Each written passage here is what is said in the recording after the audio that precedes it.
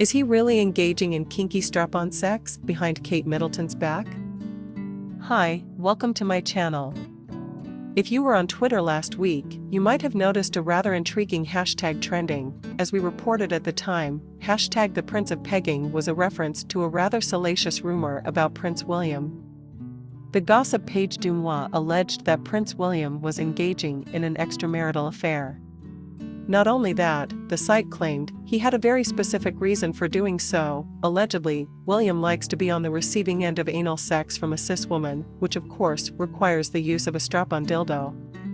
Making the situation all the more scandalous was the claim that Kate knew about her husband's backdoor affair and was totally fine with it. DeuxMoi describes the situation thusly: "This is so salacious I'm almost too shook to share with you, but well anyway. This British royal's extramarital affair is an open secret in London and amongst the English artisto set, and is the talk of every party and news desk. At a recent media party, I was told the real reason for the affair was the royal's love of pegging, which his wife is far too old-fashioned to engage in. The wife doesn't mind her and in fact prefers her husband getting his sexual needs met elsewhere, as long as things don't become emotional, which was the case with the last woman." Obviously, that's pretty scandalous stuff, but why did everyone jump to the conclusion that the peg G was necessarily William? As the Cup points out, William is just one of several living princes within the Windsor clan. The site also posits the theory that the late Prince Philip was into pegging, and while we suppose that's possible, it seems unlikely. So who else might have earned the Prince of Pegging title? It can't be Prince Harry, since the alleged pegging has reportedly been happening throughout London, and has lives in Montecito, California with wife Meghan Markle.